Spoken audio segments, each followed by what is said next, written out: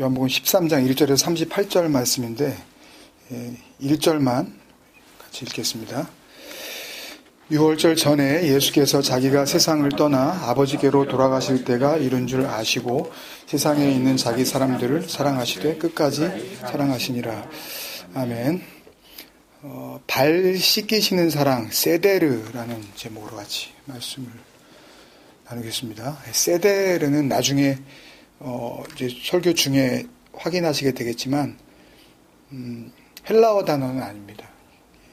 히브리어 단어인데 본문에서는 발견되지 않지만 오늘 내용을 굉장히 함축적으로 이렇게 갖고 있는 그런 히브리어 단어라서 그래서 제가 선택을 했고 설교 중에 이게 어떤 의미인지 이제 우리가 잘 알게 됩니다. 언제나 그렇지만 전제의 조건은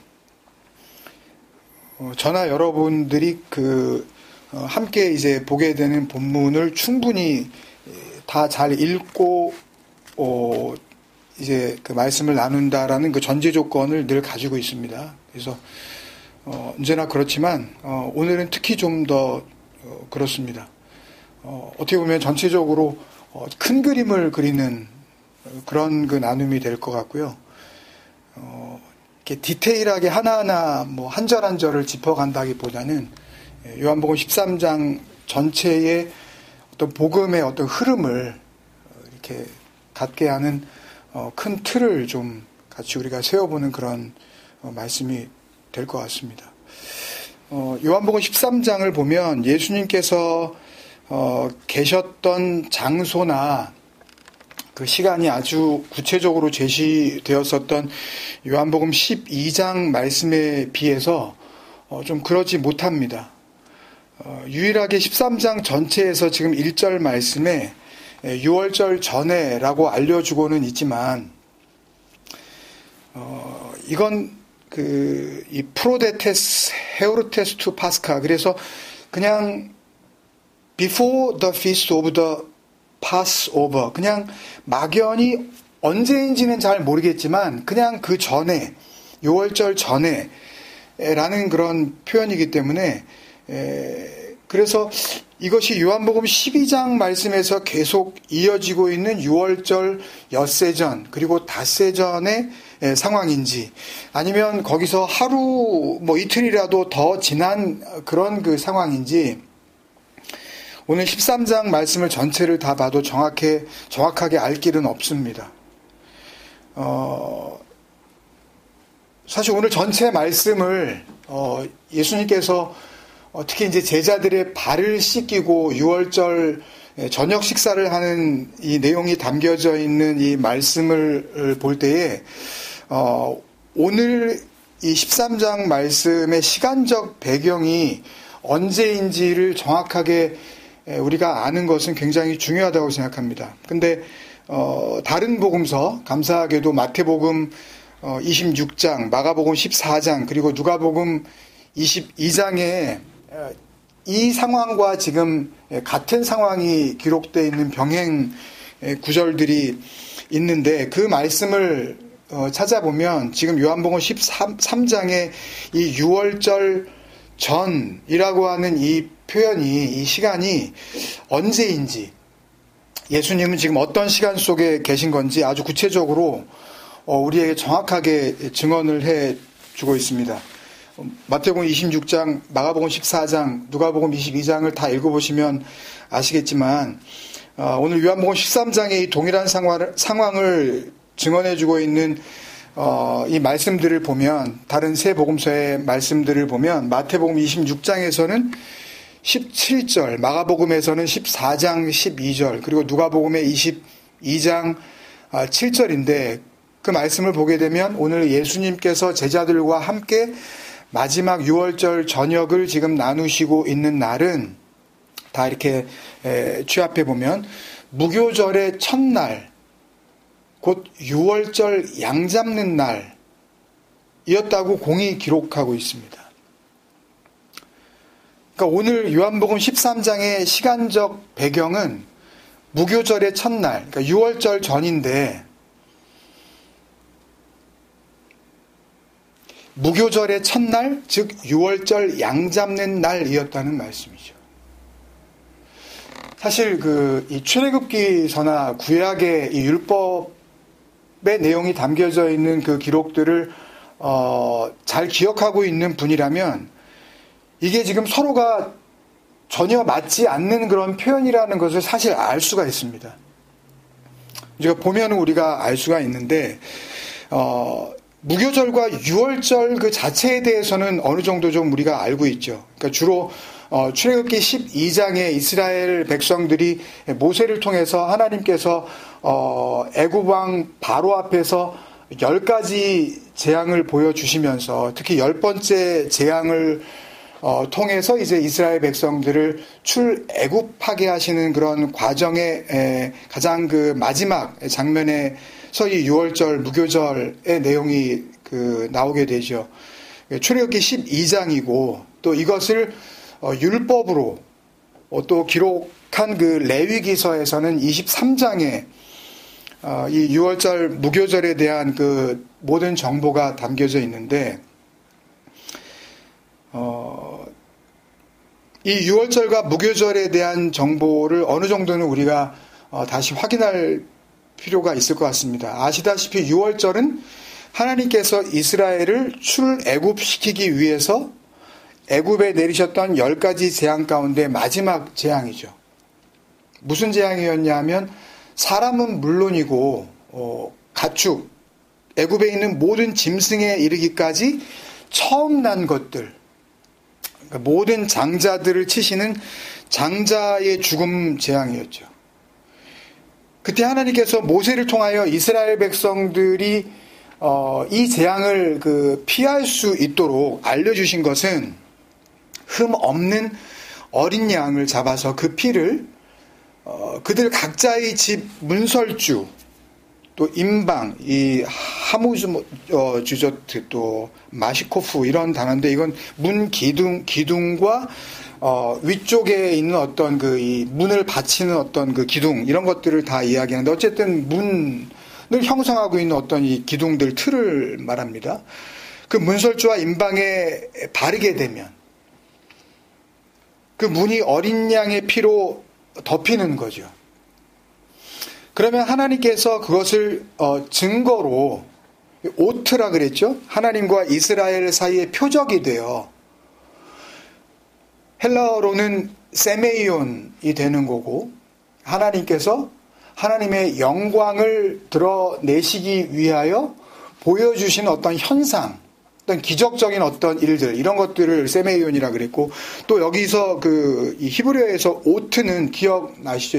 창세기 할 때 우리가 나눴기 때문에 하나님께서 구원하시기 위하여서 증거로 주시는 어떤 약속의 현상 이런 것들을 이야기하는 거란 말이에요. 그러니까 그걸 보고 하나님께서 그 집은 장자의 재앙으로 치시지 않고 넘어가신다. pass over 하신다. 그래서 유월 를 약속하신 거고 그리고 그 약속을 실제로 이행하셨던 그 날이 파사흐 유월절이었죠. 히브리어로 넘어가다, 지나가다 그런 단어가 파사흐입니다. 이스라엘이 오늘날까지도 굉장히 중요한 절기로 이스라엘의 3대 절기로 사실상 이스라엘의 건국기념일이나 마찬가지일 정도로 나라가 된 거죠. 진정한 의미에서 애굽에서 벗어난 6월절, 77절, 초막절 이 3대 절기 가운데 하나로 잘 지키고 있는 절기가 바로 유월절이죠. 그리고 무교절은 무교 그러니까 발효하지 않았다라는 그런 의미죠. 효소나 누룩이 없는.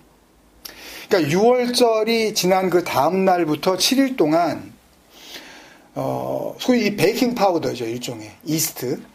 그러니까 누룩이나 효소를 넣지 않은, 그러니까 발효가 전혀 안 된 빵, 마초트라고 부릅니다. 마짜 혹은 마초트 이렇게 부르는데 이 마초트라는 무교병을 일주일 동안 먹으면서 출애굽과 또 6월절의 본질을 그 의미를 잊지 말라는 7일간의 절기였죠. 6월절은 딱 하루고요. 그러니까 6월절과 무교절은 물론 연결되어져 있기는 하지만 분명히 다른 절기죠. 유월절은 양을 잡아서 그 양의 피를 각자의 집 문설주에 바르는 것을 통하여 하나님께서 처음 난 모든 것들을 치시고 그것을 통하여서 출애굽시키신 결정적인 날을 기념하는 거고, 그리고 무교절은 그렇게 출애굽하게 된 이스라엘 백성들이 하나님이 먹으라고 한 어떤 그 누룩 없는 빵, 그 마초트, 마짜, 그 무교병을 일주일 동안 먹는 거기 때문에 유월절과 무교절은 엄밀하게 얘기하면 다른 절기인 거죠.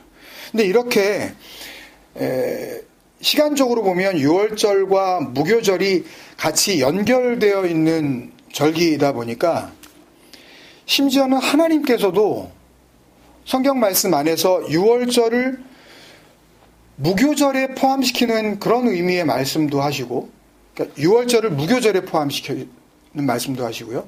또 무교절을 유월절로 그냥 부르시는, 그러니까 사실상 이 두 절기는 따로 부를 필요가 없다. 유월절이 무교절이고 무교절이 유월절이다라는 그런 뉘앙스의 말씀을 하셨어요. 그러니까 이러다 보니까 실제로 이스라엘 사람들도 유월절과 무교절을 지켜오면서 이것을 사실상 하나의 절기로 보는 견해를 갖게 된 거예요. 왜냐하면 유월절이 시작되었다는 것은 나중에 출애굽기 12장 가서 기억이 안 나시는 분은 다시 읽어보시면 유월절이 시작되었다는 것은 당연히 무교절로 이어진다는 걸 의미하는 거고, 바로 다음 날이니까, 유월절 다음 날이 무교절 시작이니까. 또 유월절에 먹으라고 하는 그 유월절 음식의 이 내용들을 보면 거기에 무교병을 넣어 두셨단 말이에요.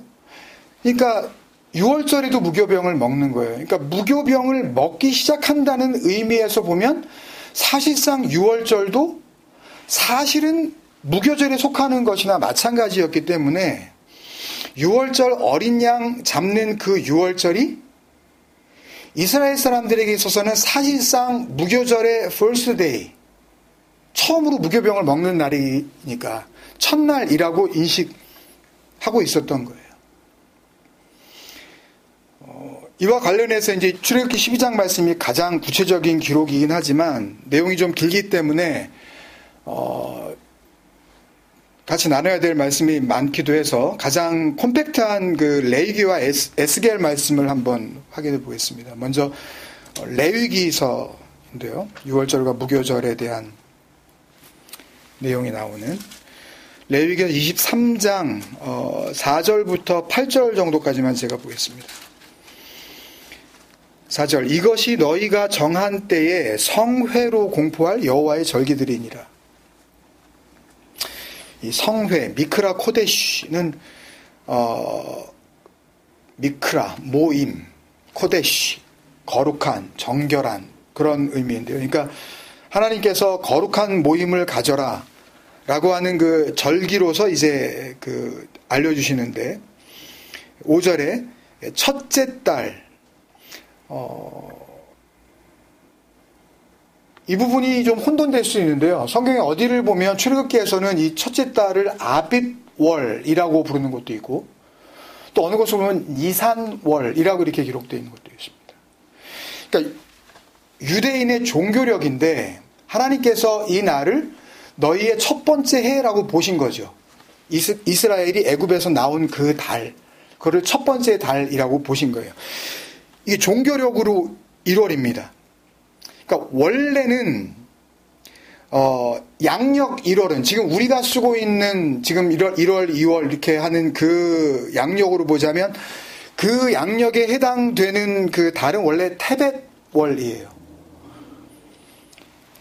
근데 종교력으로 1월을 지금 니산월이라고도 하고 아빕월이라고도 하는데 아빕월은 농사력으로 부르는 그 달입니다. 그러니까 니산월은 뭐 아실 필요는 없지만 헷갈리실까봐 여기는 왜 니산월이라 그랬다가 저기는 또 왜 아비월이라 그랬다가 이렇게 하느냐. 같은 거예요. 같은 뭐 1월이라 그랬다가 우리가 뭐 예를 들어 정월이라 그런다든지 뭐 이런 식으로 뭐 부를 수 있는 것처럼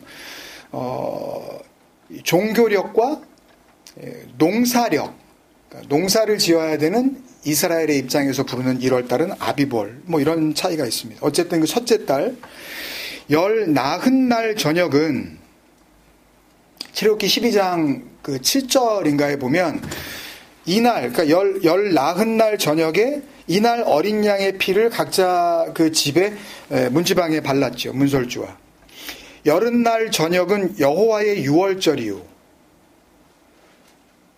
그러니까 1월 14일이 유월절이라는 말씀입니다. 그리고 6절에 이달 15날은 여호와의 무교절이니 하그 한마초트 여호와. 그래서 하그는 이렇게 페스티벌이고요. 피스트 그런 의미고요. 한마초트 그러면은 그 무교병의 축제일 그런 의미거든요. 여호와의 무교절이니 이래 동안 너희는 무교병을 먹을 것이요. 7절에 그 첫날에는 너희가 성회로 모이고 아무 노동도 하지 말지며. 아무 노동도 하지 말라는 말씀은 결국 무교절의 첫날이 뭐란 이야기예요? 안식일이라는 이야기죠.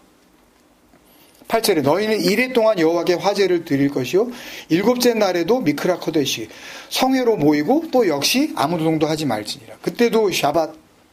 안식일. 그러니까 이 말씀을 통해서 보면 6월절은 첫째 달 열 나흔 날, 유대 종교력으로 1월 14일 하루라는 말씀이고요. 무교절은 같은 달 1월 15날 인데 그것을 7일 동안 1일 동안 무교병을 먹으면서 그 첫째 날과 일곱째 날, 그러니까 1월 15일과 22일은 성회로 모이고 미크라 코데시 거룩한 모임을 갖고 아무 노동도 하지 않는 일주일에 한 번씩 돌아오는 금요일 저녁부터 토요일 지금으로 치면 에 해당이 되는 그 안식일 외에 일주일에 한 번씩 꼬박꼬박 돌아오는 정기적인 일상적인 샤밧 외에 특별 안식일로 지키라는 말씀이에요. 그러니까 예를 들어서 목요일 날 무교절 첫날이 될 수 있는 거고요. 또 수요일 날 또 이 특별 안식일이 올 수도 있는 거예요. 그러니까 일주일에 어떤 그 주에는 두 번 특별 안식일과 일상적으로 일주일에 한 번씩 돌아오는 그 안식일이 이렇게 두 번 있을 수 있다는 그런 말씀이죠. 근데 이때로부터 대략 900년쯤 뒤죠. 이 에스겔 선지자가 활동했었던 그 시기는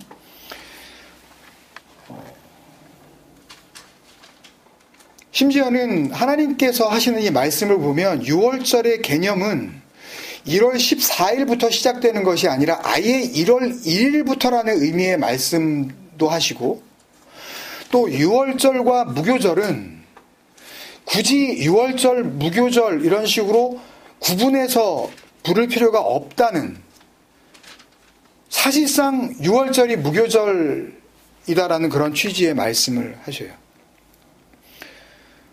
에스겔서 45장 21절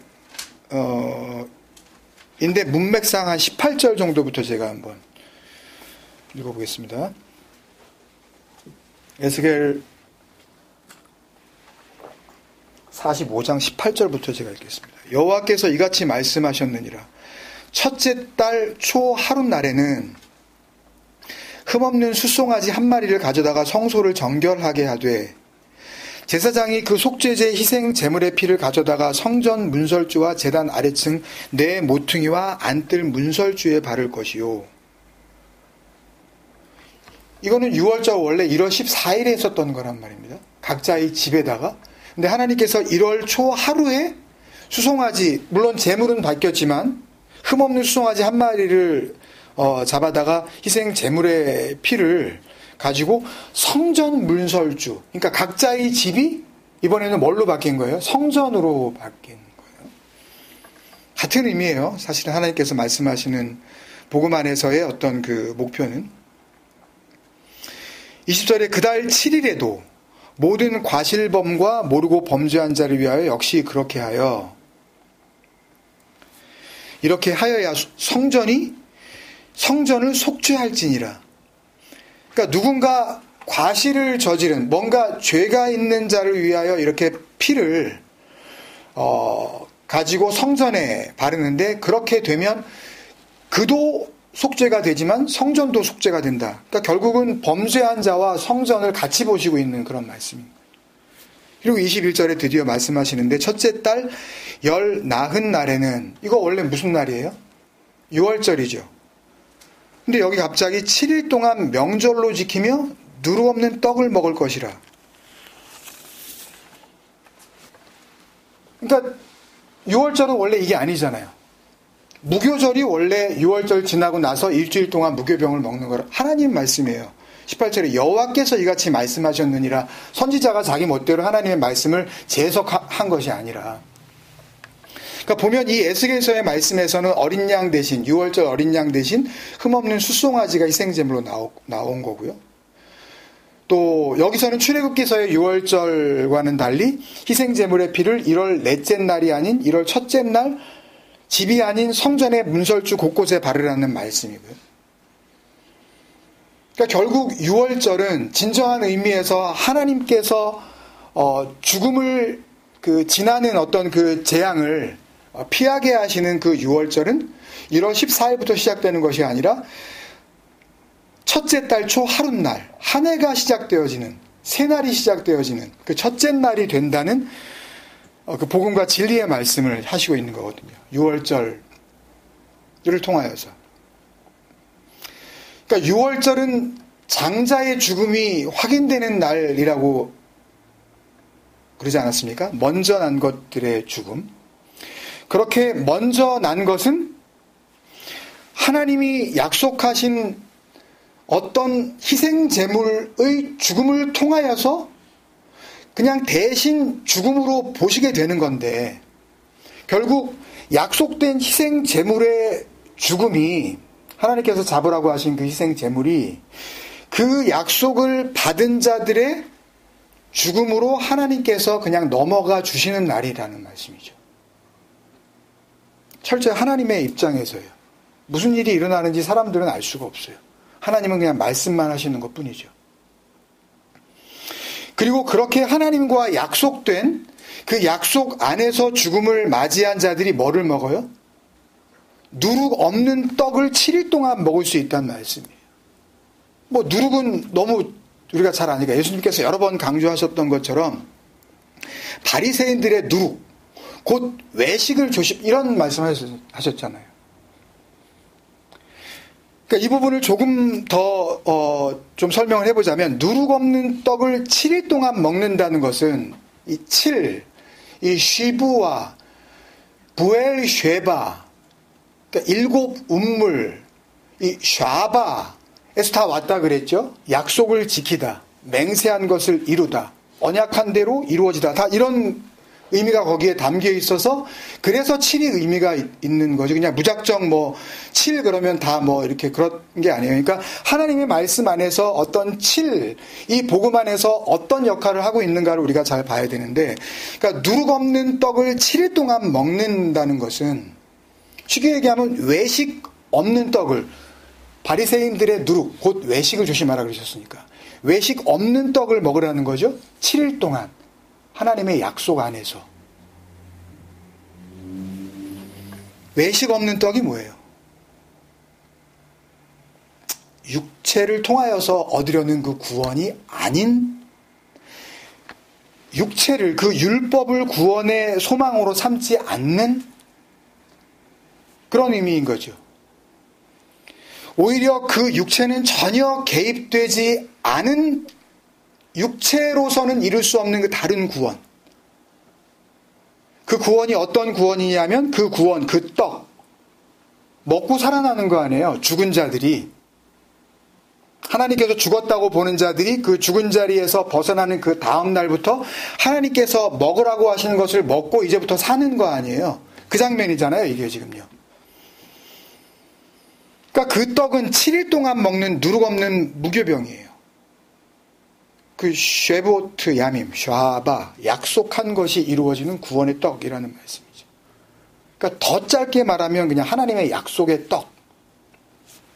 사람이 떡으로만 사는 것이 아니요, 여호와의 입에서 나오는 모든 말씀으로 사느니라라고 하신 것처럼 여호와의 입에서 나오는 말씀, 하나님의 속에서 나오는 떡, 그 양식, 그 생명, 살리시는 능력, 그 진리, 그걸 이야기하는 거죠. 진리의 말씀. 율법의 말씀과는 대조되는 진리의 말씀. 율법의 말씀을 통하여서 사실은 그것을 통하여 우리에게 전하시려고 하는 하나님의 생명, 그걸 의미하는 거죠. 7일간의 그 누룩 없는 무교병, 누룩 없는 떡이라는 것은요. 그래서 결국 누룩 없는 떡을 7일 동안 먹는다는 것은 뭐예요? 하나님께로부터 나오는 그 약속의 말씀을 이제 양식으로, 생명으로 받게 된다는 그런 말씀이죠. 이게 유월절 무교절의 복음이에요. 그러니까 바로 이 율법에 담긴 하나님의 약속, 이 진리의 복음이 온전히 각 사람에게 드러나야, 그게 비추어져야, 계시가 되어야, 그래야만 오늘 13장의 모든 상황, 왜냐하면 딱 유월절 이 저녁 먹는 장면으로 지금 예수님이 말씀하시는 거잖아요. 그러니까 그거를 제대로 복음 안에서 계시되지 않은 상태에서는 요한복음 14장의 모든 상황과 예수님이 제자들과, 주로 베드로지만 이 예수님의 말씀들이 왜곡될 수밖에 없어요. 억지로 풀어낼 수밖에 없어요. 그냥 자의적인 해석으로 그냥 어떻게 해서든지 그냥 교훈을 주려고 하는. 복음이 온전히 계시되어야, 그래야 유월절 무교절 안에 이미 흐르고 있었던, 예수님 당시의 시간으로 보자면 이미 그때로부터 1500여 년 전에 있었던 그 출애굽의 그 사건을 통하여서 우리에게 주시려고 했었던 그 하나님의 생명, 그 유월절과 무교절에 담긴 진리가 구원의 복음으로 열리면서 우리 각자에게 임하시는 은혜로 일하실 수가 있게 되는 거죠. 그래서 말씀을 봐야 되는 거예요. 말씀이 보고 싶어지는 거고. 하나님의 말씀은 언제나 그랬지만, 예수님의 모습은 언제나 그랬지만, 특히나 이것이 오늘 13장의 결론이고 목표예요. 하나님의 약속 안에서 죽은 자들에게 하나님의 양식을 주심으로 살리시는 그리스도의 복음. 이게 다예요. 다시요. 하나님의 약속 안에서 죽은 자를 하나님께서 주시는 양식, 그 음식으로 살리시는 그리스도의 복음. 이게 다예요. 이걸 잘 기억해 두세요. 살리시는 복음으로서의 유월절과 무교절에 대한 말씀. 그러니까 유월절은 하나님의 약속 안에서 지나가는, 하나님께서 그냥 넘어가 주시는 죽음의 날이죠. 하나님이 말씀하신 대로 그 약속 안에서 이루어지는 생명 얻는 죽음의 날이죠. 죽음과 생명이 교차하는 생명 얻는 죽음의 날입니다. 그리고 무교절은 그렇게 약속의 죽음을 통과한 자들만이 그냥 무턱대고 먹는 게 아니에요. 그 약속의 죽음을 통과한 자들만이 하나님이 먹으라고 하는 것을 먹기 시작하는 날이죠. 무교절은. 뭘 먹는다 그랬어요? 7일 동안에 누룩 없는 떡. 처음부터 하나님께서 약속하신 구원의 양식. 하나님의 입에서 나오는 모든 말씀. 쉬부아욤 마초트, 아칼. 그 7일간의 누룩 없는, 육체로 말미암지 않는, 외식이 없는 그 음식, 그 떡. 아버지의 말씀은 진리니이다 그랬으니까 하나님의 입에서 나오는 그 진리, 하나님의 온전한 그 생명을 받아 먹고, 그러면 어떻게 되는 거예요? 하나님의 생명을 받아 먹었으니까 그렇게 먹은 자들은 하나님의 생명과 같은 생명을 지금 갖고 있게 되는 거죠. 그걸로 끝내겠다고 하시는 복음이 여기에 다 담겨 있는 거예요. 뭐가 여기 더 있겠어요? 그렇게 온전케 이루시는 하나님의 구원의 약속, 이게 담겨 있는 거예요. 하나님께서 예수님께서 요한계시록에 내가 그에게로 들어가 그와 더불어 먹고 그는 나와 더불어 먹으리라. 그러니까 예수님께서 먹으시는 것을 우리도 같이 먹고, 하나님의 양식, 예수님께서 일하시는 하나님의 양식, 그 생명이 따로 있다 그러시지 않아요? 그죠? 그리스도의 먹는 양식과 우리가 먹는 양식이 하나가 되는. 그래서 예수님께서 요한복음 4장 그 수가성 여인을 만난 그 자리에서도 나의 양식은 나를 보내신 이의 뜻을 포이에오, 이루어 행하여 그의 일을 온전히 이루는 것이라, 텔레이오, 전부 완성하다라는 그런 의미란 말이에요. 그걸 갖다 뭐 내가 행동으로 지킨다는 의미가 아니라 뜻이 이루어지고 그의 일이 완성되어지는 이것이다. 그것이 양식이란 말이에요. 예수님의 양식. 근데 그 예수님께서 내가 그에게로 들어가 그와 더불어 먹고 그는 나와 더불어 먹으리라, 이렇게 되는 하나님께서 약속하신 7일간의 그 누룩 없는 떡, 거기에 다 담겨진 거란 말이죠. 그러니까 그리스도의 양식을 우리가 먹는다는 것은 결국 우리도 그리스도를 이 땅에 보내신 이의 뜻을 이루어, 포이에요, 행하여, 이루며 그의 일을 텔레이오, 완성하시게 하는 거죠. 그리스도의 양식은, 우리가 먹게 되어지는 음식은. 그러니까 구원은 받았지만 뭐 성격도 좀 이렇게 좀 유해지고 뭐 그런 그 성화가 필요한 거라고. 예? 구원은 받았는데 성화가 필요한 거라고. 원죄는 씻었지만 자범죄는 맨날 또 용서받아야 된다고. 그러니까 이런 말도 안 되는 논리가 복음 안에서는 존재할래야 존재할 수가 없어요. 설 자리가 없어요. 복음을 온전히 깨닫기 시작하면 이런 논리와 이런 시오리들은 설 자리를 잃는다고요. 그러니까 말씀을 조금이라도 좀 관심 있게 보기 시작하면 교회에서 절대 속지 않아요. 목사들한테. 전에는 하나님의 생명과 내 생명이 달랐는데 그 다른 두 생명이 하나가 됩니다. 사도 바울이 고린도 후서에서 의와 불법이 어찌 함께하며 빛과 어둠이 어찌 사귀며, 이게 나는 교회를 다니는데 난 빛된 사람인데 저 어둠에 있는 자식 같은 세상 인간들하고 내가 어떻게 놀아, 밥도 같이 못 먹겠고 내가 이제는 사귀죠, 그런 의미가 그런 정도의 수준이 아니란 말이에요. 이건요, 그리스도와 벨리알이 어찌 조화되며, 고린도서 6장 14절 15절, 믿는 자와 믿지 않는 자가, 피스토스와 아피스토스가, 피스토스는 하나님의 것이란 말이에요. 그 신실함. 아피스토스, 그 신실함이 없는 상태. 그러니까 믿는 자와 믿지 않는 자가 이러니까 교회 다니는 사람하고 교회 안 다니는 사람하고 내가 어떻게 내가 놀아, 그런 얘기가 아니란 말이에요.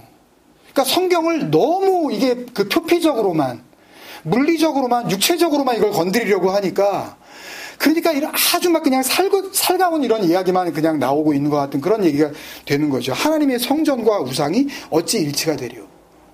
교회 다니는 사람이 어떻게 그런 데 가냐고. 물론 가지 않아야 되겠지만 그런 정도 수준의 이야기가 아니잖아요. 이제 다시 말씀드리려고 했었던 논점으로 돌아가 보면, 이렇게 유월절과 무교절은 은혜의 복음에 있어서도 서로 따로 띄어서 이야기할 수 없는 거예요. 유월절과 무교절은 사실상 하나예요.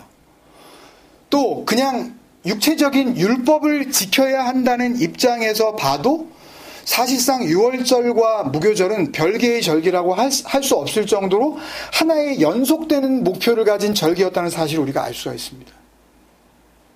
그죠? 그렇게 출애굽한 자들이 하나님께서 먹으라고 하시는 음식을 먹게 되는 장면이니까 이게 연속되어지는 같은 목표.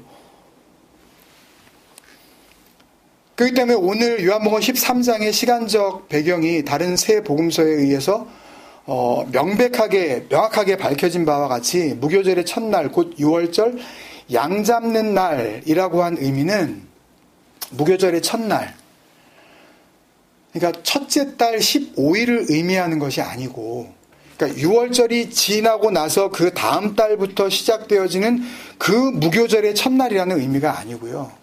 다 무교절이라 그랬잖아요. 다 유월절이고. 그 무교절에 초점을 맞춘 것이 아니고 그날부터 무교병을 쓴 나물과 함께 먹는 거기 때문에 바로 이어서 나오고 있는 무교절의 첫날, 곧 강조는 어디에 있는 거예요?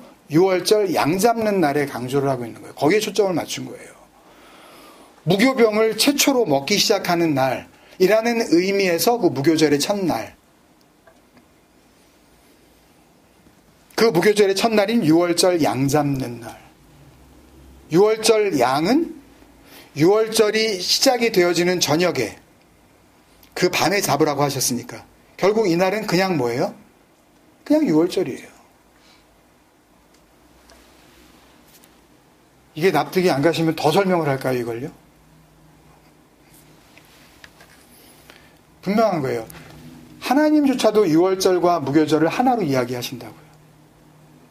그렇기 때문에 이스라엘 사람들도 그런 세월이 1000년 이상 흐르면서 하나의 사회와 문화의 관습으로 뿌리를 내리는 거예요. 유월절과 무교절은 한 줄기 안에서 연속되어지는 같은 목표를 가진 같은 절기이다. 그러니까 무교절의 첫날, 유월절 양 잡는 날, 이렇게 표현할 수가 있었던 거죠. 혼돈할 수 있으실 것 같아요. 바로 잡으면 지난번 설교를 보니까 요한복음, 예수님께서 십자가에 죽으신 날이 요한복음 19장에 보면 14절과 31절이었는데, 거기에 보면 14절에는 이날은 유월절의 준비일이요, 어때는 이제 육시라, 이렇게 예수님께서 이제 십자가에 달리시는 그런 장면이었고, 31절에 또 이날은 준비일이라 유대인들은 그 안식일이 큰 날이므로, 아까 말씀드린 대로 그냥 안식일이 있는가 하면 특별 안식일이 있다 그랬죠. 그러니까 제 설교를 보니까 제가 예수님은 유월절 바로 전날에 십자가에 달리셨다고 표현을 했는데, 정확하게 그것을 바로 잡자면 유월절 안식일 바로 전날이 맞는 거예요. 그러니까 유월절 그러면 이스라엘 사람들에게 있어서는 안식일로 통하고 있었던 거죠. 안식일이라는 표현이 들어가야 더 분명해져요. 여기까지는 성경에 기록된 내용이기 때문에 시간이 걸리겠죠. 이렇게 말씀을 두루두루 살펴보고 유월절과 무교절에 담겨져 있는 복음을 조금 더 파헤치기 위해서는 시간이 걸리겠죠. 그러나 말씀을 잘 찾아보고 우리에게 이미 주셨던 그리스도의 복음의 그 흐름을 놓치지만 않는다면 얼마든지 누구라도 확인하고 만날 수 있는 복음의 증거들입니다. 그래서 지금까지 말씀드린 이런 그 율법으로 주어진 유월절과 무교절에 담긴 복음의 계시만으로도 오늘 요한복음 13장에서 가장 중요하고 스트럭처의 모든 것을 이루고 있는 내용이라고 할 수 있는 이 제자들의 발을 씻겨주시는 어떤 예수님의 행동, 일종의 행위 비유죠. 그 행동을 통하여서 예수님께서 뭘 말씀하시려고 하는 거고 복음을 전하시려고 하는 거기 때문에 행동 비유죠. 그죠? 그러니까 그 행위 비유, 그러니까 복음을 전하시려고 했었던 예수님의 그 행동이, 거기에 담겨져 있었던 그 진리가, 그 생명의 복음이 얼마든지 왜곡되지 않고 각자에게 드러날 수가 있는 겁니다. 여기까지만 해도. 그런데 제자들의 발을 씻기신 예수님의 이 행동을 통한 비유의 근거가, 그러니까 발을 씻기는 장면이 어디에도 안 나오거든요. 구약 성경에도 발을 직접 씻겨주는 장면이 잘 나오질 않아요. 발 씻을 물을 주는 장면은 나옵니다. 예를 들면 구약 성경에서 발 씻을 물을 주는 이 주된 장면이 어디서 나오냐 하면, 아브라함이 이제 이삭의 아내를 자기가 지금 살고 있는 가나안 지역에서 찾지 않고 자기에게 있던 그 믿을 만한 그 늙은 종, 뭐죠? 엘리에셀인가요? 그 사람에게 고향인 밧단 아람으로 돌아가서 거기서 이삭의 아내를 찾으라, 이렇게 하면서 그 늙은 종이 이제 운물가에서 나중에 이삭의 아내가 되는 그 리브가를 만났을 때에 그 삼촌인 라반의 집으로 갔을 때에 라반이 이 엘리에셀이 몰고 온 이 가축, 특히 짐을 실어 나르고 있었던 낙타에게 이 풀과 그 물을 주고 그리고 이 엘리에셀에게 발 씻을 물을 먼저 줬어요. 씻겨주지 않고. 그러니까 근거가 좀 약해요. 발을 씻기신다는 게 뭔지. 그러니까 여기에서 그냥 세족식이 나와버린 거예요. 이거 좋은 것 같다. 그러니까 세족식에 대한 해석과 의견이 성경에 대한 근거가 조금 약하다 보니까 복음에서 완전히 멀어져 버렸어요. 아까도 말씀드렸지만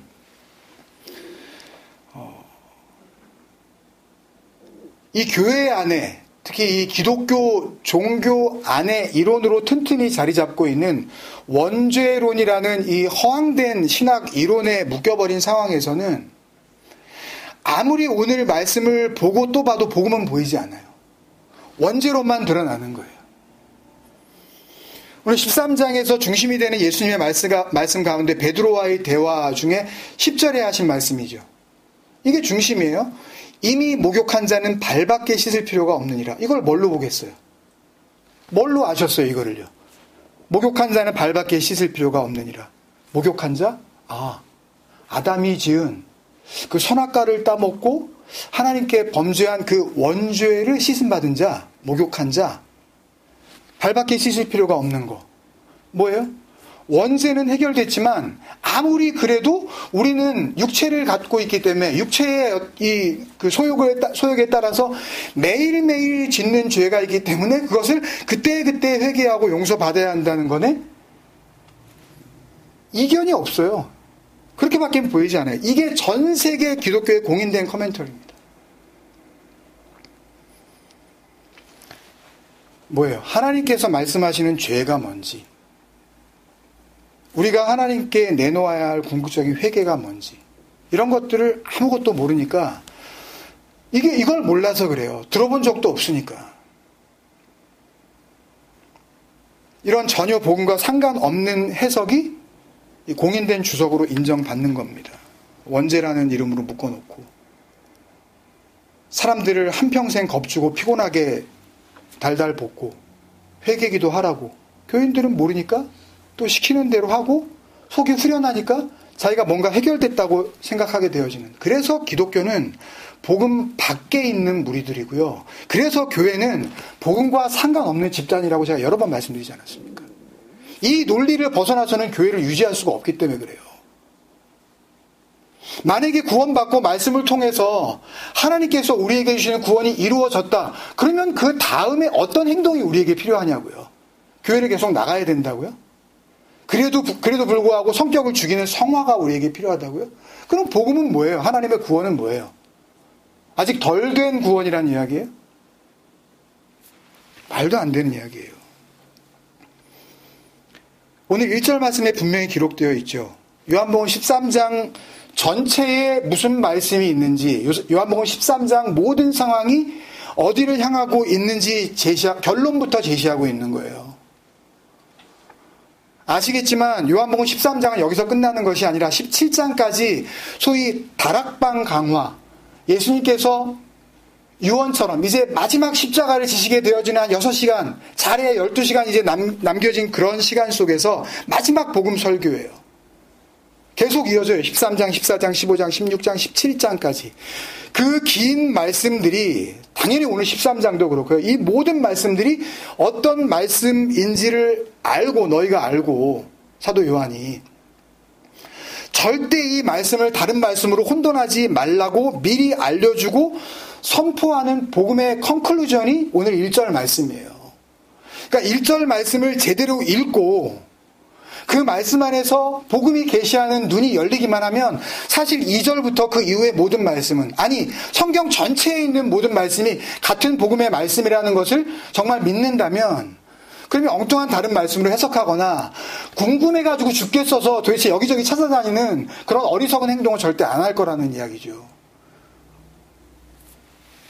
뭐예요? 1절에, 13장 1절에. 6월절 전에 예수께서 자기가 세상을 떠나 아버지께로 돌아가실 때가 이룬 줄 아시고 세상에 있는 자기 사람들을 사랑하시되 어떻게 해요? 끝까지 사랑하시리라.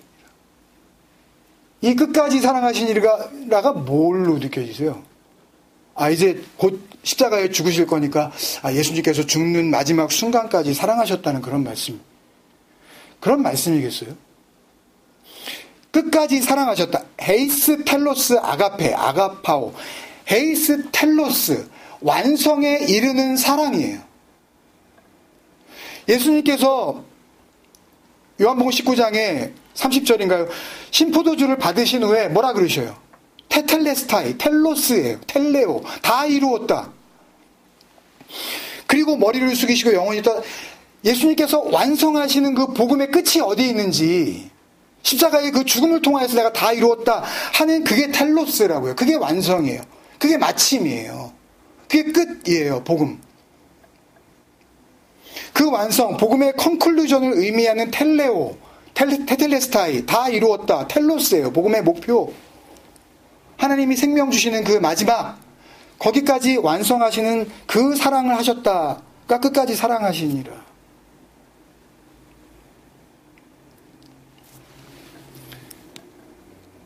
그러니까 다시 말씀드리지만 이 뒤에 말씀, 13장 말씀도 마찬가지지만 그 뒤에 17장까지의 모든 말씀, 그리고 하나님께서 예수 그리스도라는 유일한 그 약속의 보증을 갖고 처음부터 하나님께서 모세에게 또 이스라엘에게 말씀을 주실 때부터 이미 정해놓으신 그 구원의 기준이 있었다면, 그것은 지금 예수님께서 말씀하시는 사랑하시되 끝까지 사랑하시니라, 이 완성을 향한 이 사랑, 이 말씀, 이 복음으로 처음부터 끝까지 지금 채워지고 있다는 것을 우리는 의심할 여지가 없게 되는 거죠.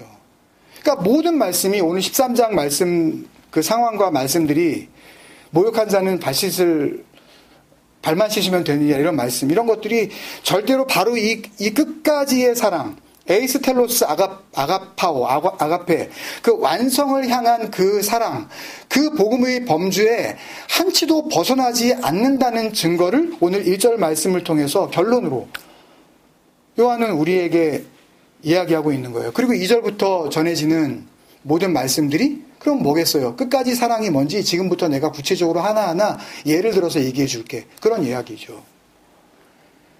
별거 아닌 것 같아도 끝까지 사랑하시니라, 이런 것들을 갖다가 십자가에 죽기 전까지 어떻게 자기 사람들을 다 이렇게 잘 돌보셨나 봐. 물론 돌보셨겠죠. 그러나 그런 돌보심은 예수님이 없어지면 사라지는 돌보심 아닙니까? 눈에 안 보이는 예수님을 붙잡고 어떻게 그런 돌보심을 기대하겠어요? 완성을 향한 사랑이라고요. 이런 부분을 놓치면 소중한 복음은 왜곡될 수밖에 없어요. 말씀을 소홀히 하지 않아야 돼요. 전체적인 구조로 보면 오늘 말씀은 가룟 유다에 의해서 분기점이 생깁니다. 읽어보신 분들은 아시겠지만 예수님과 함께하는 이 마지막 6월절 저녁 식사, 그 자리에서 가룟 유다가 나가기 전 그리고 나간 후로 나뉘어서 보는 게 좋을 것 같다고 생각을 해요. 왜냐하면 그 말씀이 30절, 31절에 나와 있죠. 유다가 예수님께서 주신 그 조각, 뭐예요? 무교병 떡 한 조각이죠. 그걸 받고 곧 나가니 밤이러라 라고 되어 있는데, 그리고 31절에 예수님께서 결정적인 선언을 하셨기 때문이에요. 뭐라 그러셔요? 그가 나간 후에 예수께서 이르시되 지금이 중요하죠.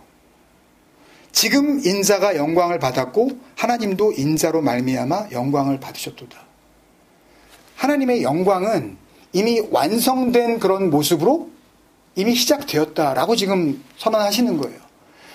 우리의 관점에서가 아니라 하나님의 관점에서 봤을 때, 된 게 아무것도 없는데? 아직 십자가도 아직 안 가셨는데? 그런 의미가 아니에요. 늘 우리는 우리 관점으로 이걸 보려고 하는데, 하나님과 복음의 지금 주인공으로 오신, 그 구원의 주인으로 오신 예수님의 관점에서 지금 말씀하신다는 것을 우리는 잊지 말아야 돼요. 예수님께서 직접 말씀하셨어요.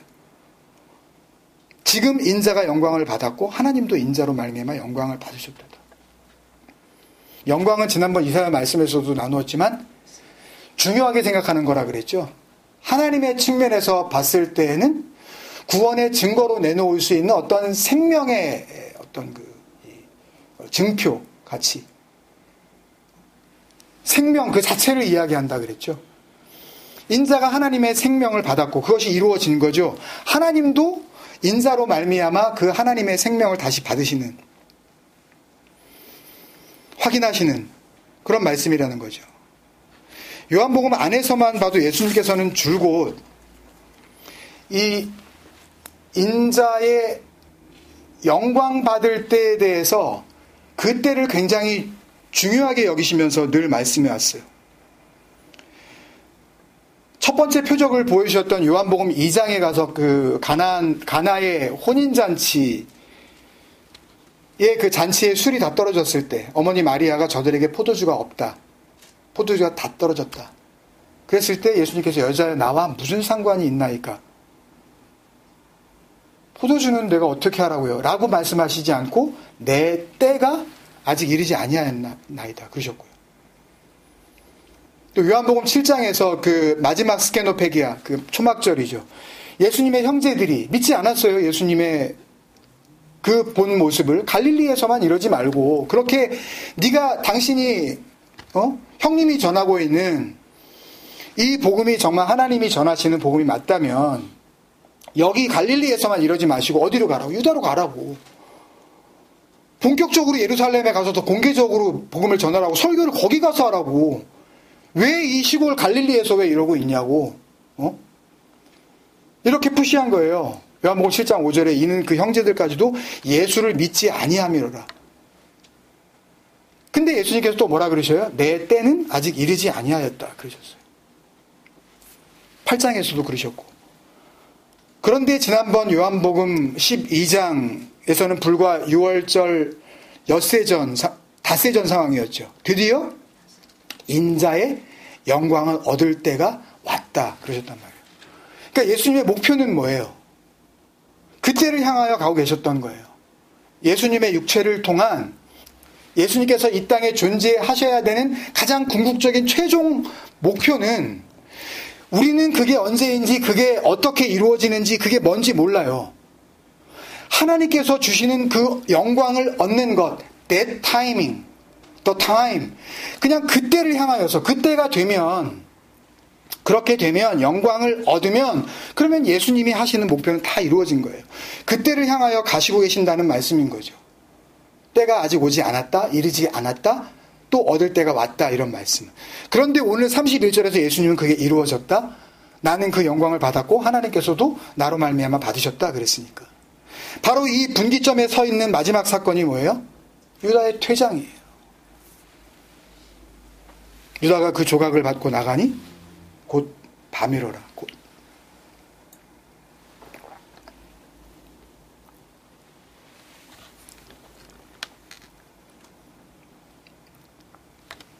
유다가 그 조각을 받고 나가니 곧 나가니 밤이로라. 이런 표현은 뭐 다 설명드리지 않아도 여러분들이 그냥 느끼시겠지만 요한복음 10장에서 다 알고 있죠. 그 건너올 수 없는 계절 케이몬.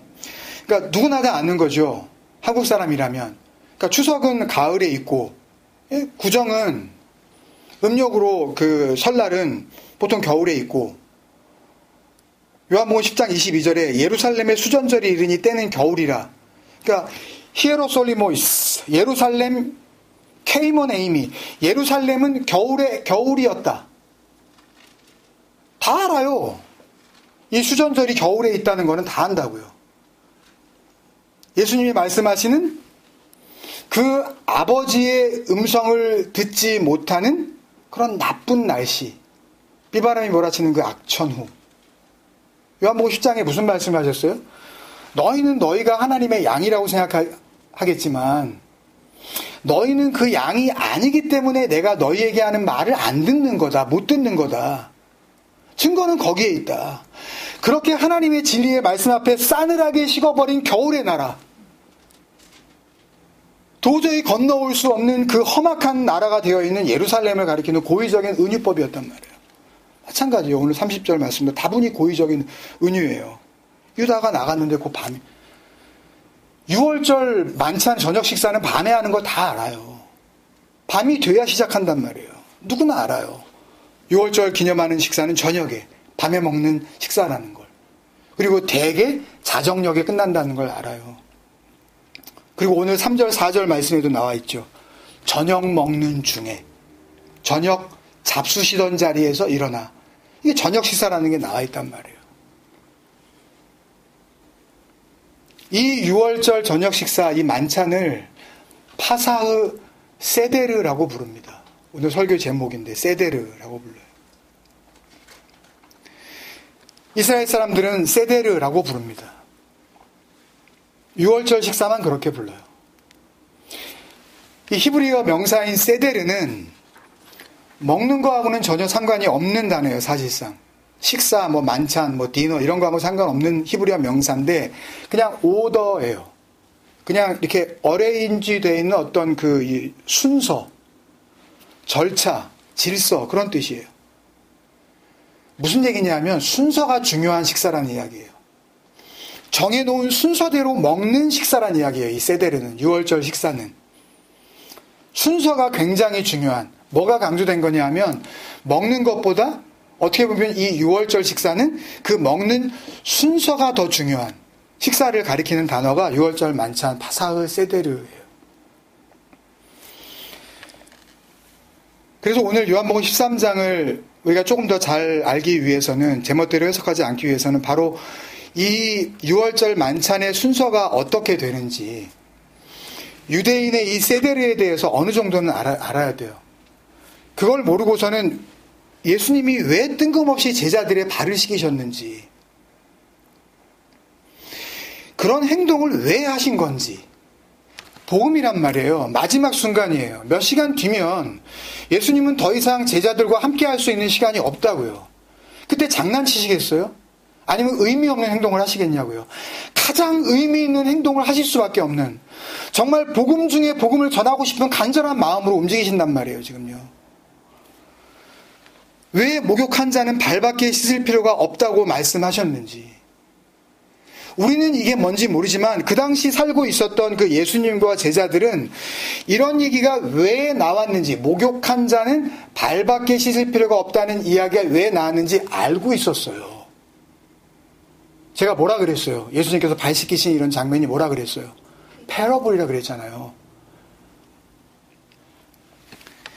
말로 하신 모든 비유가 그랬던 것처럼, 그냥 말로 하시는 그 비유가 예수님도 모르고 제자들도 모르는, 이스라엘 사람들이 모르는 엉뚱한 다른 나라 이야기를 갖다가 비유로 말씀하시지 않잖아요. 그 땅 안에서 일어나는 일, 거기서 일어나는 문화, 거기서 일어나는 농촌의 모습, 거기서 일어나는 사람들의 습관, 그것을 가지고 말씀으로 비유했듯이 행동을 통한 비유도 마찬가지예요. 당시 이스라엘 사람이라면 누구나 다 잘 알고 있는 씨 뿌리는 자의 비유, 가라지 비유, 겨자씨 비유, 이거 다 알고 있는 거란 말이에요. 유대인이라면 누구나 서로가 무슨 말을 하는지, 뭔 소리인지 모르면 함부로 비유를 갖다 댈 수가 없잖아요. 당시 유대인이라면 누구나 다 알고 있는, 누구나 그렇게 하는, 우리는 잘 모르지만 예수님과 그 제자들은 너무나 잘 알고 있었던 어떤 순서, 발을 씻길 만한 어떤 순서가 있었다는 거죠. 거기에 뜬금없이 나온 장면이 아니라 6월절 만찬에 어떤 순서의 근거를 두고 있는 행동이었고, 그것을 통하여 예수님께서는 하나님의 말씀을 비유로 전하시고 싶었던 거고, 그 한가운데 일어난 유다의 퇴장은, 식사의 자리가 끝나지도 않았는데 박차고 나간 그 유다의 퇴장은 예수님의 복음의 사역의 결정적인 분기점이 되었다는 말씀인 것입니다. 이 세데르의 순서를 일일이 다 말씀드릴 필요는 없어요. 정 아시고 싶으면 책도 있고, 인터넷에서도 찾으면 어느 정도 나오겠지만, 오늘 말씀과 관련된 내용 위주로만 한번 살펴보겠습니다. 제가 생각하기에는 크게 두 가지로 나누어서 생각해 볼 수가 있는데요. 먼저는 이 6월절 만찬 전에 이루어져야 하는 이스라엘의 관습에 대한 이야기입니다. 6월절 만찬 전에 습관적으로, 그러니까 율법 안에서 반드시 행하고 와야 되는 어떤 율법 의식에 대한 거고요. 두 번째는 만찬이 시작되죠. 본격적으로 6월절 만찬이 시작되고 나서 이 먹기 시작하는 세데르, 순서에 대한 이야기입니다. 오늘 말씀과 관련해서 먼저 6월절 전에 이루어져야 되는 율법에 대한 건데요. 유월절은 아까도 말씀드렸다시피 출애굽기 12장에도 나와 있고 출애굽기 23장 또 34장 신명기 16장에도 나와 있지만 유월절은 이스라엘의 다른 절기 맥추절 혹은 칠칠절이라고도 부르죠. 그리고 수장절 또 초막절이라고도 부릅니다. 이 3대 절기가 이스라엘에 있는 모든 남자가 반드시 하나님 앞에 나아가야 되는 3대 절기로 그렇게 하나님께서 말씀을 하셨기 때문에 율법으로 정해져 있는 겁니다. 유월절, 맥추절, 수장절. 하나님 앞에 나아가기 위해서는 하나님이 나오라 그러셨으니까 이스라엘은 모든 남자는 반드시 내 앞에 보일지니라 말씀하셨기 때문에 지켜야 된단 말이에요. 근데 하나님 앞에 나아가기 위해서는 그냥 나가나요? 그냥 나가면 되는 거예요? 하나님께 나아가는 최초의 역할을 맡았었던 그 제사장으로서였었던 아론과 그 아들들이 몸을 씻고 그리고 제사장의 옷을 입고 하는 그런 그 예식을 거쳐야 됐었던 것처럼 하나님 앞에 나아가야 되는 이스라엘 사람들이 제일 먼저 해야 되는 일은 씻는 거예요. 이걸 뭐라 그래요? 정결 예식이라 그래요. 정결 예식이 선행되지 않으면 하나님 앞에 나아갈 수가 없었던 거죠. 재작년인 것 같은데요. 요한복음 5장 말씀을 나눌 때 그 미시나에 대해서 말씀을 드린 적이 있는데 구전율법이죠. 그러니까 613개의 토라를 다시 세분해서 추가적인 율법으로 구전으로 전해져 내려오는 각각의 그 율법들을 또 실제적으로는 어떻게 행동으로 옮겨야 되는지에 대한 율법이 그 조문들이 미시나라고 말씀을 드렸는데 이 행동 강령이 자세하게 적혀져 있는 그 미시나에 보면 하나님 앞에 나아가기 전에 안식일을 준비하면서 하나님 앞에 보이거나 성전에 나아가는 안식일을 준비하면서 이스라엘의 모든 남자들은 정결 예식을 하려면 정결탕이 필요할 거 아니에요. 일종의 목욕탕 같은. 이것을 미크베라고 불립니다. 모여놓은 것. 하늘에서부터 흘러내린 인위적인 물이 아니라 흘러내린 물을 잠깐 이렇게 모아둔 그런 의미예요. 그러니까 자연적인 샘 근처나 빗물이 흘러내려서 모이거나 강물을 이용해서. 그래서 세례 요한이 요단강에서 세례를 준 것은 하나님 안 믿는 사람들 이제 입교식하려고 세례를 줬겠습니까? 거기서 이거 정결 예식한 거예요. 예? 하나님 믿고 이제 교회 다니라고 이 세례를 준 게 아니라 교회를 잘 다니니까 한 1년쯤 되니까 문답한 다음에 너 세례를 줄게. 그런 세례가 아니었단 말이에요. 지금 하는 식으로. 정결 예식을 위해서 미크베라고 하는 목욕탕에 일종의 정결탕에 들어가는 겁니다. 거기에 들어가서 뭘 의미하는 거예요? 이대로는 하나님을 볼 수 없다는 것을 인정하는 거죠. 자기의 더러운 부정했던 그 몸을 거기서 씻고 흐르는 물에 씻고 그리고 거기서 나오면 뭐가 되는 거예요? 하나님을 하나님 앞에 나아갈 수 있는 정결한 몸이 됐다고 생각을 하는 거죠. 이 미크바우트라고 그 목욕제계라는 규정이 있어요. 반드시 어떻게 이 미크베에서 씻는지. 그걸 장로들의 유전이라 그랬죠. 파라도시스 호 프레스비테로스. 그래서 장로들의 입에서 입으로 전해져 내려오는 율법의 조항.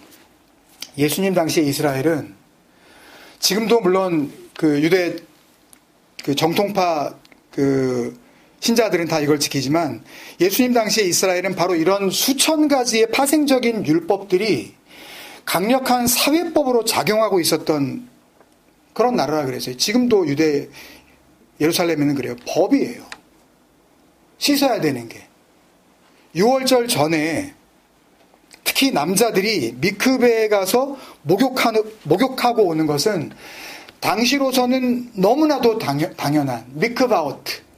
6월절 전에 안식일을 맞이하면서 하나님 앞에 나아가야 하는 모든 남자들이 목욕제계 율법을 지켜야 되는 것은 당연한 거였다고요. 이건 얘기 안 해도 돼요. 그러니까 예수님의 12 제자들이 모두 미크베에 갔다가 지금 6월절 만찬에 온 거라고 굳이 기록할 필요가 없었던 거예요. 당연한 거니까 그건.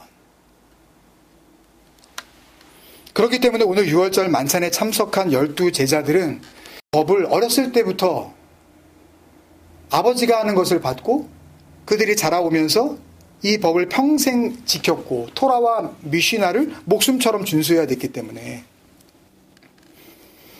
씻고 온 거예요. 6월절 너희 모든 남자는 매년 3번씩 주 여호와께 보일지니라. 이거를 흠없이 잘 지키기 위해서 오늘 예수님과의 6월절 만찬 전에도 이들은 모두 미크베에 갔다 왔다고 봐야 되는 겁니다. 이유가 뭐라고요? 왜 씻고 와야 되는 거라고요? 그냥 그 몸으로는 하나님께 나아오라는 그 몸으로는 거룩하신 하나님을 만날 수가 없기 때문에, 다시 말하면 미크베에 가기 전의 몸은 어떤 몸이에요? 하나님을 만날 수 없는 몸이라는 것을 의미하는 거죠. 그러면 미크베는 뭐예요? 그 정결탕은 뭐가 돼요? 하나님을 만날 수 없는 몸이, 하나님을 대면할 수 없었던 몸이 미크베 거기에 들어가서 씻겨지고 나면 뭐가 되는 거예요? 드디어 하나님을 만날 수 있는 정결한 몸이 되는 것이죠. 미크베는 이거예요. 뭐겠어요? 하나님 앞에 더러웠던 나는 없어지고 동시에 그 자리에서 아까 생명 얻는 죽음이 의미하는 것이 6월절이라 그랬죠. 생명 없는 죽음이 이루어지는 그 완성된 복음의 장소가 십자가 아닙니까? 하나님 앞에 더러웠던 나는 없어지고 동시에 거기에서 정결한 나로, 이전에 더러웠던 내가 아닌 새로운 나로, 그 이전의 나는 없어지고 그 정결탕 미크베를 통하여서 하나님을 뵐 수 있는 나로 거듭나는 곳이네요. 그죠? 율법에는 다 이게 다 담겨져 있는 거예요. 더 짧게 말하면 이전의 나는 거기서 죽고 새로운 나로 살아나는 거죠. 하나님의 거룩하심을 대면할 수 있는, 하나님의 영광 앞에 나아갈 수 있는 존재로, 그걸 의미하는 의식, 그걸 이루어주는 그 정결 예식이 있는 곳, 그것이 미크베예요. 복음 안에서는 이런 일이 어디서 일어나요? 지금 말씀드린 것처럼 그리스도 예수 안에서 일어나죠.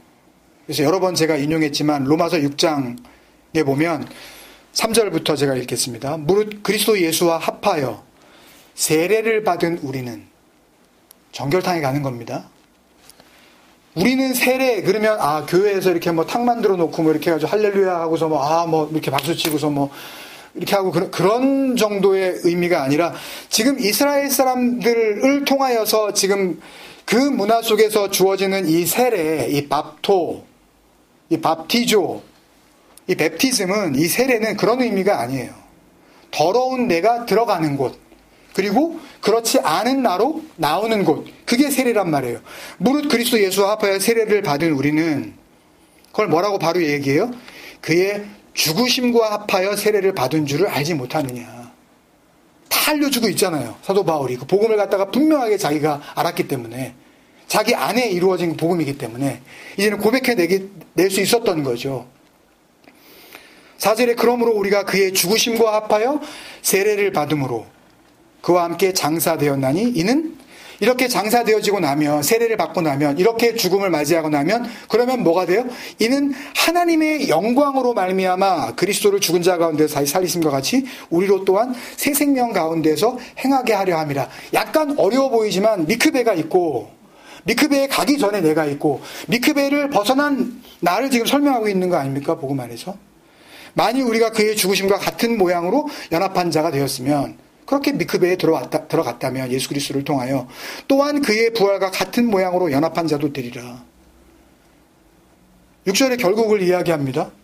우리가 알거니와 우리의 옛사람이 미크베에 가기 전에 내가 예수와 함께 그 미크베 십자가에 못 박힌 것은 죄의 몸이 죽어 다시는 우리가 죄에게 종로로 타지 아니하려 함이니, 7절에 이는 죽은 자가 죄에서 벗어나 이게 죄란 이야기죠.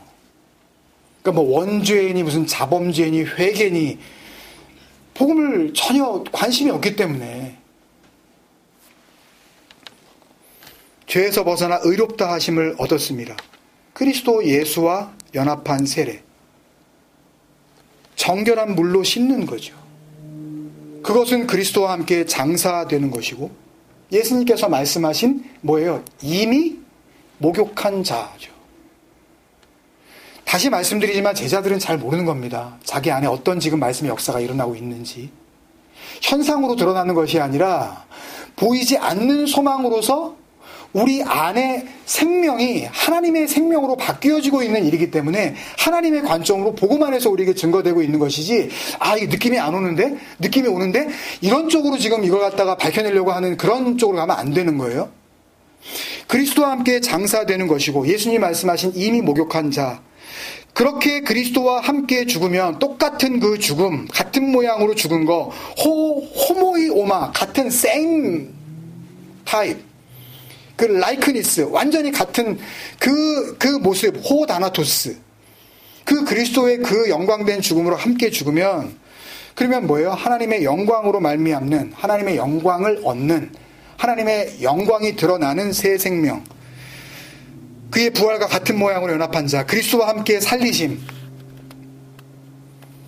그가 하나님께 생명을 받은 그 부활의 같은 모습으로 연합하게 되리라. 6절에 이걸 강조하면서 그 세례, 그 죽음, 그 옛사람은 십자가에서 사라지고 라고 지금 알려주고 있는 거죠. 그러니까 여러분, 예수님은 제자들에게 이 복음을 넘겨주시려고 했던 거예요. 하나님을 만나고 싶어서 하나님이 나아오라 그러니까 하나님께 나아가려고 유월절을 준비하는데, 먼저 유월절 만찬 그 세데르에 참석하기 전에, 세데르는 뭘 하는 겁니까?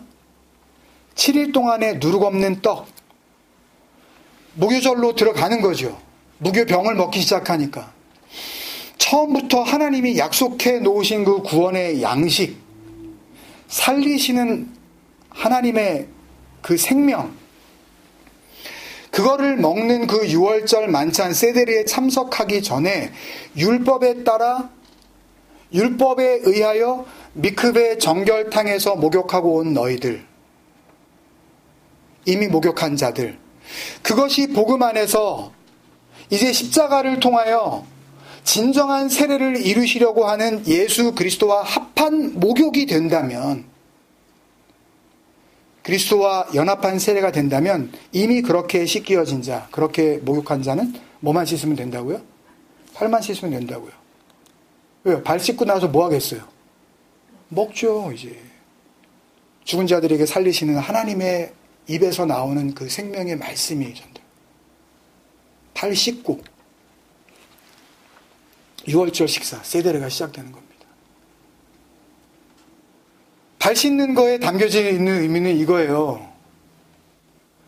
복음의 완성을 이루시고자 하는, 그래서 예수님께서 내가 네 발을 씻기지 않으면 너와 나하고 상관이 없다 이런 말씀을 하시잖아요. 같은 것을 먹지 않으니까 내가 너에게로 들어가 너로 더불어 먹고 너는 나로 더불어 먹는다는 이 진정한 생명의 양식을 나눌 수가 없으니까 상관이 없다 그러시는 거란 말이에요. 목욕한 자, 그리스도와 연합하여 씻김을 받은, 그리스도의 죽음을 통과한 자들, 유월절이죠. 그들이 뭘 먹기 시작해요? 음식을 먹기 시작해요. 뭘 먹어요? 7일 동안에 그 누룩 없는 떡이요. 누룩 없는 떡. 너희는 바리새인의 그 누룩을 조심하라. 외식이 섞이지 않은, 육체로 말미암지 않는, 보이지 않는 하늘로부터 내려오는 그 소망, 그 떡, 그 생명의 양식, 그걸 먹는 거죠. 발 씻고 그거 하자 그러시는 거예요. 그거 먹자고 지금. 근데 보통은 아까도 말씀드렸지만 발 씻을 물을 준다 그랬죠. 근데 갑자기 예수님께서 씻으시니까, 식사에 초대한 사람이 보통 발 씻을 물을 주는 거예요. 초대받은 사람이 그 주인으로부터 발 씻을 물을 받는 겁니다. 마태복음 15장에서 바리새인 서기관들이 예수님한테 당신의 제자들이 떡을 먹었을 때 손을 씻지 않습니다. 손 씻고 먹잖아요. 손 씻기 전에 나오진 않았지만 발 씻고 손 씻어요. 손에 의해서 손을 가지고 발을 씻을 때 그 발이 다시 발 씻는 물에 의해서 더러워질까봐 손은 나중에 씻는다고요. 누가복음 7장에 보면 예수님께서 시몬이라고 하는 바리새인의 집에 들어가서 식사에 초대되시는 장면이 나오죠. 식사에 초대되십니다. 그때 누구나 알고 있었던 죄인이라고 하는 여인이 향유 담은 옥합을 가지고 와서 눈물로 예수님의 발을 씻겨요. 적셔요. 그리고 자기의 머리카락으로 닦고 예수님의 발에 향유를 부었는데 예수님께서 그 시몬 바리새인에게 뭐라 그러셨냐 하면 너는 내게 발 씻을 물도 주지 않았다. 발 씻을 물 주는 거예요. 그냥. 이 여자는 눈물로 내 발을 적셨고 그런 말씀을 하셨잖아요. 그런데 오늘 예수님께서는 물 주는 정도로 끝나는 게 아니라 손수 대야에, 대야라 그러니까 이거 양은 대야 이거 우리 생각하는데 여기 대야라고 하니 닙테르라는 이 단어는 원래 도랑할입니다. 양쪽에 이렇게 손잡이가 달려있어서 약간 작은 물을 떠가지고 그걸 가지고 다니면서 이제 발을 씻기게 한 어떤 그런 물 약간 병이죠 일종의. 손수 대야에 그 물 항아리에 물을 뜨셔서 제자들의 발을 직접 씻겨주시네요. 예수님의 식탁에 예수님이 주인이 되어 예수님의 식탁에 제자들을 초대하신 거라는 적극적인 증거죠. 물 주는 걸로 끝나는 것이 아니라 그 물을 뜨셔서 아예 씻겨주시니까. 보통은 물을 주는데 각자가 씻으라고 지금처럼 뭐 신발을 신고 있었던 것도 아니고 구멍 숭숭 뚫린 그런 샌들을 2000여 년 전에 이스라엘에서 그 먼지 많은 땅을 이렇게 다니지 않습니까? 정말 얼떨결에 다들 놀랐겠죠. 다른 제자들은 뭐 말도 못하고 있는데 이전에도 뭐 많이 나섰던 베드로죠. 예수님께서 이제 내가 대제사장들과 서기관들과 장로들에게 끌려가서 고난당하고 3일 만에 죽는다. 마태복음 16장에서 그러니까 절대 그런 일이 일어나지 않습니다. 내가 죽을지언정 주님에게 그런 일이 일어나지 사탄아 물러가라. 예수님이 그런 그 야단을 맞지 않습니까? 그냥 뭐 가만히 있지를 못해요. 뭐 나서기를 좋아해서 하여튼 뭐 열의가 넘치는데 문제는 없어요. 복음 안에서 결과적으로 보면. 그러니까 6절에 주여 주께서 내 발을 씻기시나이까. 그러니까 예수님께서 제자들의 발을 씻기시는 것을 가지고 뭐 겸손의 종이 뭐 어떻고 뭐 섬기는 예가 그런가? 그러면 뭐 맨날 발 씻고 다니게요? 그러면요 교회 가면 그 겸손을 갖다가 우리가 서로 보여주려면 그런 거 아니에요.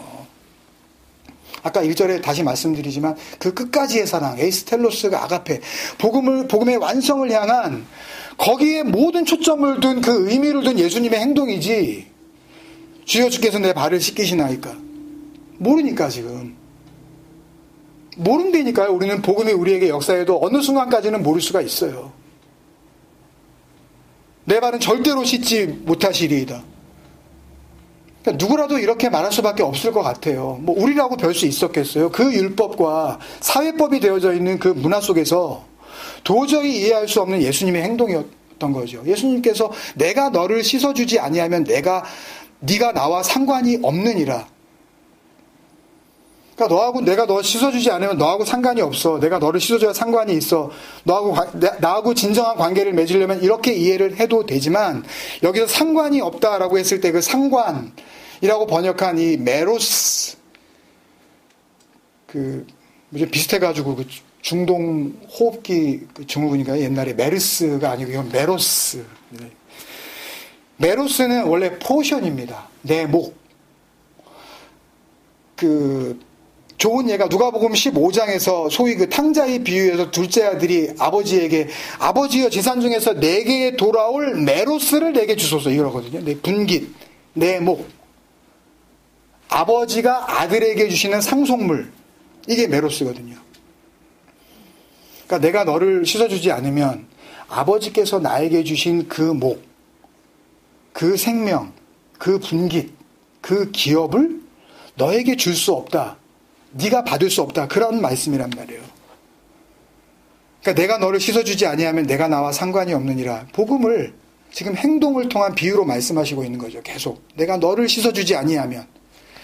씻고 세데르, 약속의 떡을 먹는 거니까 예수님이 초대하시는 그 생명의 식탁으로 갈 수 없다는 거죠. 내가 너를 씻어주지 아니하면. 그러면 내가 나와 상관이 없느니라. 예수님이 베푸시는 그 식탁, 그 양식을 먹지 못하면, 내가 너를 씻어주지 않으면 아버지께서 아들에게 주시는, 아들을 통하여 주시는 그 메로스, 그 분깃, 그것을 함께 누릴 수, 나눌 수 없다는 말씀이죠. 그랬더니 하여튼 뭐 분깃이 없다는 말에 그냥 화들짝 놀라가지고 베드로가 과잉 반응하죠. 발뿐만 아니라 손도 머리도 다 씻어주옵소서. 그때 예수님께서 하신 말씀이 바로 이미 목욕한 자는 발밖에 씻을 필요가 없느니라. 목욕한 자, 미크베, 하늘에서부터 내려온 물로 씻는 곳이라 그랬죠. 사도 바울은 그것을 그리스도와 연합한 세례라고 우리에게 알려주고, 예수 그리스도의 죽으심과 연합된 십자가에 못 박힌 자라고 결정적으로 알려주고 있죠.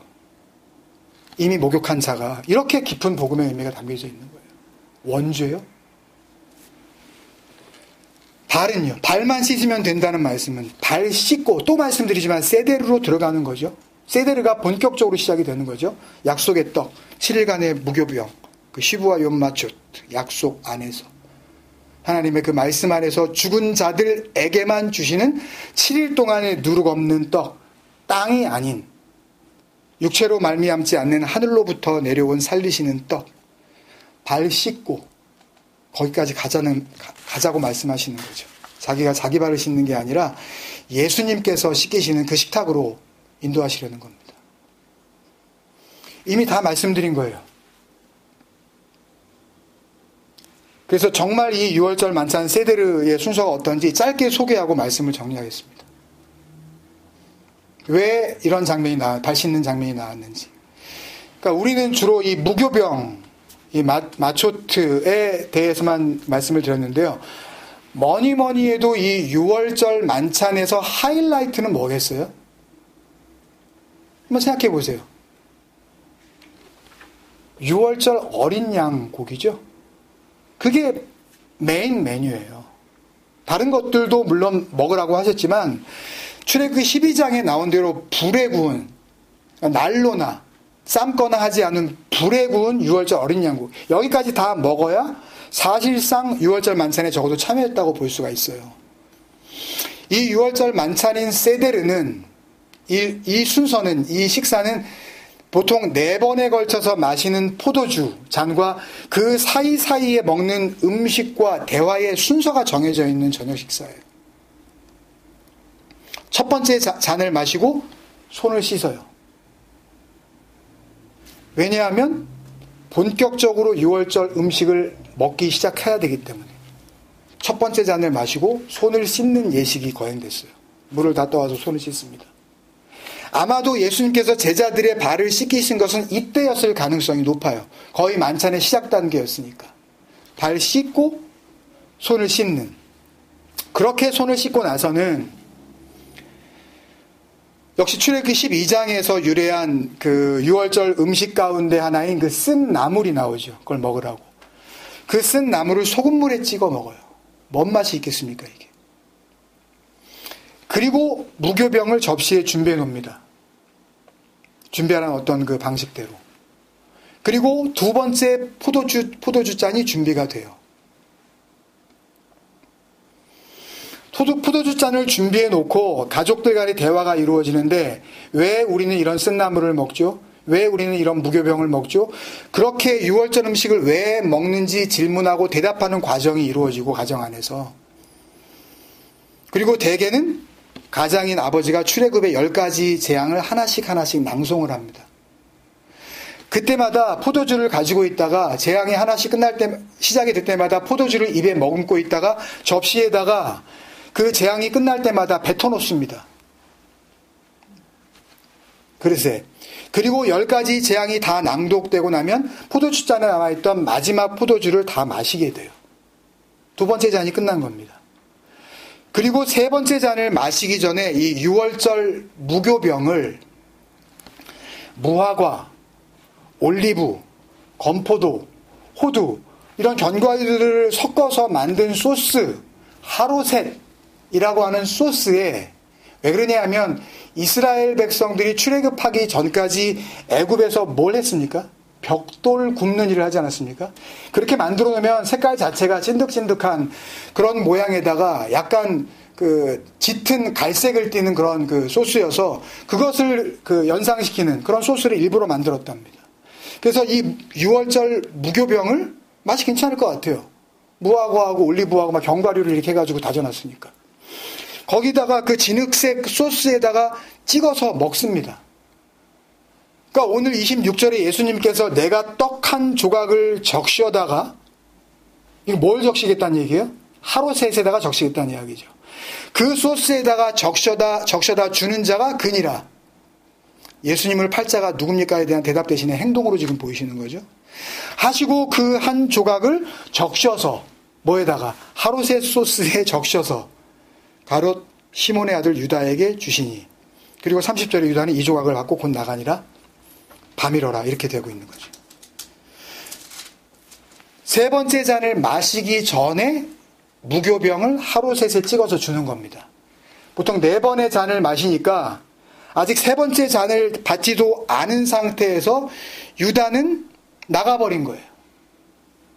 6월절 만찬 중간쯤에 뭐는 못 먹은 거예요? 6월절 어린 양은 먹지도 못하고 나가버린 겁니다.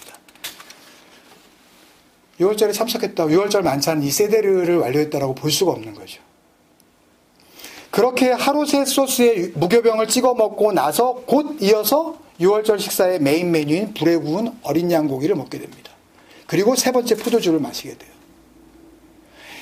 그리고 디저트도 먹습니다. 이렇게 되면 사실상 6월절 식사는 다 마친 거나 마찬가지예요. 마지막으로 닫혀있는 집안의 모든 창문들을 문들을 열어놓으면서 하나님께서 구약 그 마지막 예언서 말라기서 4장에서 주신 말씀을 근거로 해서 이 말라기서 4장에 어떤 말씀이 나오냐 하면 말라기 4장 4절에 보면 5절까지 마지막 말씀이죠. 구약에 보라 여호와의 크고 두려운 날이 이르기 전에 이스라엘이 이 말씀을 들었을 때는 하나님께서 하시는 마지막 심판의 날이라는 느낌이 오겠죠.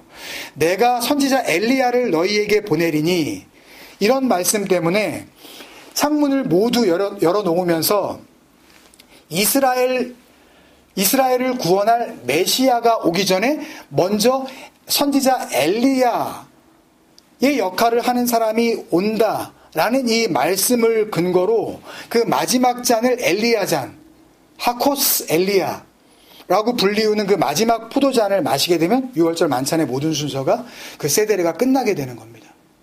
자정쯤이 되어져요. 당연히 밤에서 시작해서 밤에 끝났으니까 유다가 나간 시간은 밤이죠. 예수님께서는 예수님이 있는 곳을 낮이라 그러셨고 예수님이 있는 그 곳을 빛 가운데 있는 것이라고 말씀하셨고 예수님이 계시지 않는 곳을 밤이라 그러셨고 저녁이라 그러셨고 깜깜한 어둠이라고 그러셨습니다. 그렇게 밤으로 들어간 겁니다.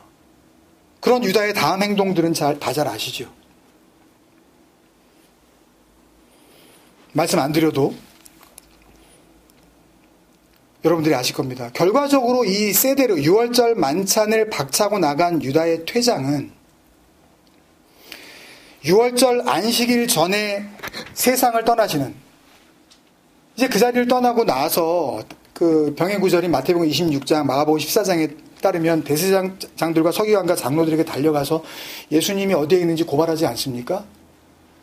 은 30냥을 받고 대가를 받은 다음에 결국은 자기가 예수님이 있는 곳으로 그 대제사장의 부하들을 이끌고 오지 않습니까? 이런 행동이 발단이 돼서 대제사장과 빌라도의 재판이 시작이 되어졌고 결국에는 예수님의 십자가형이 확정되는 데까지 이르게 되었었던 단초는 여기서부터 시작이 된 거죠.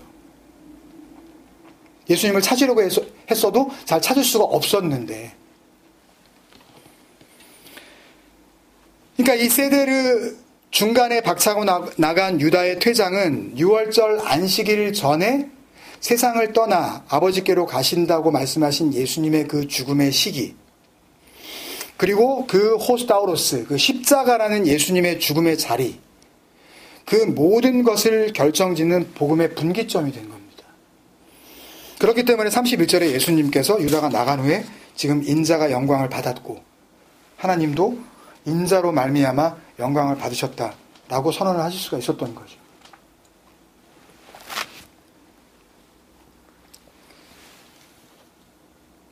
그래서 13장 전체에서 사실 한 가지 말씀, 가장 중요한 말씀, 결정적인 말씀, 예수님께서 제자들에게 혹은 우리에게 남겨가신 부탁이라고 할 수 있는 그 말씀이 34절, 35절이 될 것 같은데요. 새 계명을 너희에게 주노니 서로 사랑하라. 어떻게요? 내가 너희를 사랑한 것 같이 너희도 사랑하라.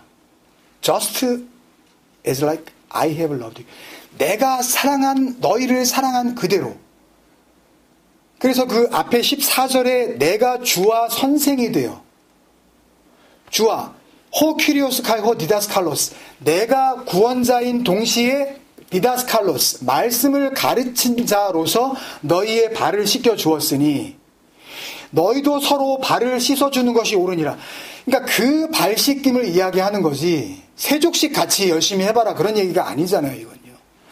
내가 너희를 사랑한 것 같이 너희도 서로 사랑하라.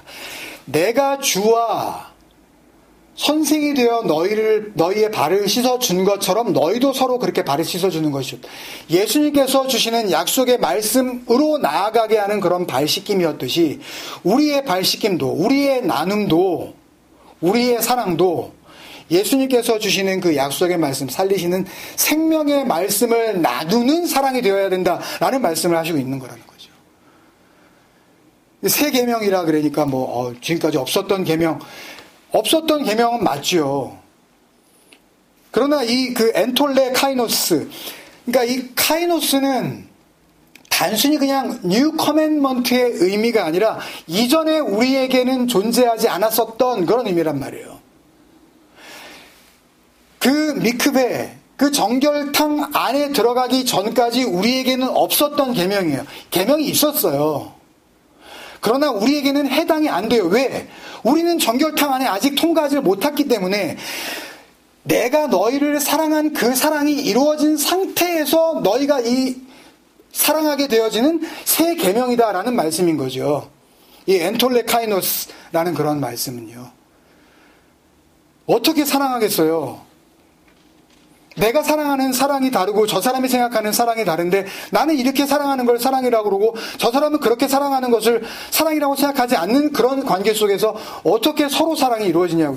예수님께서 말씀하시는 말씀을 너무 우습게 내가 너희를 사랑한 것 같이, 그러니까 굉장히 짧은 말씀이지만 긴 복음의 역사 속에서 하나님의 그 약속의 말씀 속에서 내가 너희를 사랑한 것 같이 이 카도스 에가페사 히만 내가 너희를 어떻게 사랑했니?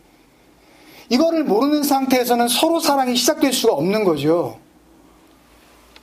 우리가 이룰 수 있는 새 계명이라는 것은 우리에게 아예 존재하지 않는 겁니다. 그 계명은 우리에게 해당이 안 되는 거예요. 정결탕을 거치기 전에 우리들에게는. 너희의 새 계명을 너희에게 주노니 서로 사랑하라. 내가 너희를 사랑한 것 같이 하나님의 그 약속, 그 7일간의 누룩 없는 떡을 먹게 하시는 그 약속 안에서 완성되는 하나님의 생명 얻게 하는 사랑이죠. 유월절과 무교절 안에 담겨있는 사랑이에요. 목욕하고 십자가를 통하여 죽음을 맞이하게 하고 하나님의 약속 안에서 죽음을 통과한 자들에게 발 씻어 주시는 사랑이죠. 하나님께서 주시는 음식을 먹게 하는 사랑이죠. 말씀으로 하나님의 약속 안에서 땅과 육체의 소망이 다 죽고 영원하신 하나님의 소망으로 살아나게 하는 그 사랑. 우리가 아직 죄인 되었을 때에 아직 안 들어갔는데 이미 그리스도께서 우리를 위하여 죽으심으로, 그러면 그 죽으심 때문에 우리도 그리스도와 함께 죽어 하나님께서 그때 우리에게 대하여 확증하시는 사랑, 그게 내가 너희를 사랑한 것 같이에 담겨있는 사랑 아닙니까? 그 그렇게 너희가 서로 사랑하면 뭐예요? 계속 내가 너희를 사랑한 것 같이라는 전제 조건이 있는 거죠. 그렇게 너희가 서로 사랑하면 이로써 모든 사람이 너희가 내 제자인 줄 알리라. 제자. 너희가 내 말에 거하면 참으로 내 제자가 되고, 내 말에 거하면 그 진리 안으로 들어오게 되어지면 미크베의 몸을 담궈야 그 정결탕에서 너희가 죽고 목욕한 자들이 진리를 알지니 진리가 너희를 자유케 하리라. 그 엘루테이아, 그러므로 이제 그리스도 예수 안에 있는 자에게는 결코 정죄하며 이제 더럽지 않다. 그 십자가를 통과했는데 이제 그리스도 예수 안에 있는 생명의 성령의 법이 죄와 사망의 법에서 너희를 자유케 해방하였느니라. 같은 말씀이 계속 이어지고 있는 거란 말이에요.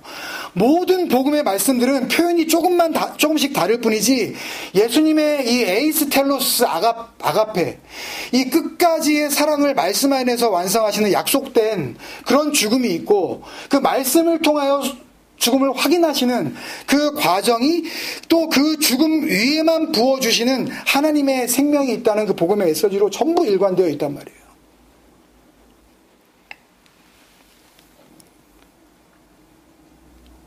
마지막으로 또 오해하실 것 같아서, 그럼에도 불구하고 그러실 것 같아서 한 가지만 더 짚고 넘어가자면 오늘 본문에 나오는 마귀와 사탄에 대한 이야기입니다. 사실 요한복음 8장에서 제가 두루두루 좀 말씀을 많이 드렸는데, 그래서 굳이 다시 언급할 필요는 없는 내용이지만 그래도 다시 한번 확인하는 입장에서 좀 말씀을, 워낙 번역 자체가 너무 그렇게 생각할 수 있는 방향으로 해놨기 때문에 언급을 안 할 수가 없을 것 같습니다. 오늘 말씀해 보면 유다가 예수님을 팔겠다는 생각을 갖게 되는 그런 그 장면에서 그런 식으로 충분히 그 생각할 수 있는 그런 여지가 있는 표현들이 나오거든요. 두 군데죠. 2절과 27절인데 2절에서는 마귀가 벌써 시몬의 아들 가롯 유다의 마음에 예수를 팔려는 생각을 넣었더라. 여지 없죠. 너무 분명하잖아요. 27절에 조각을 받은 후 곧 사탄이 그 속에 들어간지라. 이에 예수께서 유다에게 이르시되 내가 하는 일을 속히 하라 하시니. 그냥 이렇게 읽으면 당연히 가롯 유다가 여기에 있고, 그 가롯 유다에게 예수님 팔아. 예수님 팔아버려. 그런 마음이 없었는데, 그렇게 마음 먹게 하는, 또 그런 실제로 행동을 하게 만드는 마귀라는 존재와 사탄이라는 존재가 따로 있는 거구나. 성경의 기록이 마귀와 사탄은 정말 있는 거네 라는 믿음을 줄 수밖에 없죠. 이런 말씀은. 요한복음 8장에서 이미 말씀드린 바가 있지만 출발이 중요해요. 그래서요. 마귀로 번역된 이 호 디아볼로스나 사탄으로 번역된 호 사타나스는 둘 다 어큐저의 의미를 갖고 있습니다. 고발하다, 비난하다, 반대하다. 누군가가 이야기를 했어요. 그러면 그거에 대해서 내가 동의하지 않아요. 그러면 나는 그 사람에게 뭐예요? 나는 그 사람에게 호 디아볼로스예요. 호 사타나스라고요. 하나님의 뜻이 있어요. 그 하나님의 뜻에 합당하지 않은 상태를 다 호 디아볼로스, 호 사타나스. 그러니까 누군가에 대하여 반감을 가지고 있는 사람. 그런 생각. 누군가의 목표와 그 뜻이 달라서 맞서고 있는 상대편, 반대편. 그때 사무엘상 29장 말씀을 통해서 제가 확인시켰지만 한마디로 뭐예요? 그냥 어포넌트예요. 대적. 그러니까 이스라엘은 블레셋의 대적이죠. 블레셋의 사탄이에요. 블레셋은 이스라엘을 보고 사탄이라고 사타나스라 그래요. 또 블레셋은 이스라엘의 대적이죠. 사타나스예요. 그러니까 아무리 착해도, 아무리 선해도, 아무리 좋은 일을 많이 해도 누군가가 그 사람이 내 뜻에 합한 사람이 아니라면, 그 사람이 착하고 아무리 선하고 좋은 일을 많이 해도 그 사람은 나에게 있어서 반대편에 있는 사타나스라고요. 디아볼로스예요. 그러니까 출발부터 이걸 갖다가 오해했기 때문에 이게 잘못된 거예요. 오늘 요한복음 13장 상황에서는요. 보세요. 여기에 등장인물들로만 보면 예수님과 12제자예요. 예수님과 이 12제자 사이에 이루어져야 하는 목표는 이 예수님과 12제자 사이에 이루어져야 하는 뜻은 하나예요. 뭐예요? 하나님의 뜻이에요. 궁극적으로 예수 그리스도를 통하여 하나님의 진리의 말씀으로 오신 그분을 통해서 그 진리의 약속 안에서 지금 예수님과 이 세데르, 6월절 만찬을 나누고 있는 이 12제자 모두가 하나님의 은혜로 말미암아 뭐요? 구원을 얻는 게 그게 뜻이잖아요.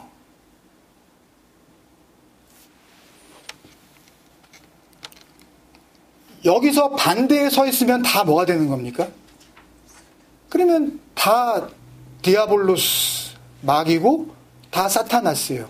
그런 생각을 가지고 있으면 그 생각이 뭐예요? 그게 마귀적인 생각이고 그게 사탄적인 생각이에요. 그게 사탄이에요. 그 생각이. 그 입장이. 유다는 그 하나님의 뜻을 자기는 은혜로 구원을 받아야 될 사람이에요. 이 사람이 예수님을 팔았느냐 안 팔았느냐는 문제가 되지 않습니다. 그 자체 그 행동만으로 끝나버리는 게 아니라고요. 오늘 마지막 부분에 나오지만 베드로는 뭐 죽기까지 뭐 자기가 지키겠다 그래 놓고서 실제로 이제 18장 19장 뒤로 가면 이제 그냥 아예 나 모른다 그래 버리잖아요. 저주해 버리잖아요, 그냥. 유다는 그런 하나님의 뜻, 그 구원의 하나님의 목표에 있어서 어포넌트에 있었던 거죠. 반대 입장에 있었던 거예요. 조금 더 구체적으로 말씀을 드릴게요. 우리말 성경을 비롯한 모든 번역 성경들은 지금 2절 마귀가 벌써 시몬의 아들 가룟 유다의 마음에 예수를 팔려는 생각을 넣었더라. 주어가 먼 것처럼 마귀인 것처럼 번역을 해놨어요. 그런데 이 문장의 주어는 유다스 시모노스 히스카리오트 가롯 사람 시몬의 유다가 이게 주어예요. 그리고 마귀가 벌써 시몬의 아들 가룟 유다의 마음에 할 때 이 마귀가로 번역한 이 투 디아볼로는 호 디아볼로스 좀 어렵지만 그냥 들으세요. 소유격이에요. 쉽게 말씀드리면 그런 디아볼로스 같은 생각을 자기가 가졌다 그런 이야기예요. 헬라어에서 이 소유격, 이 제네티브에 대한 문법은 굉장히 복잡해요.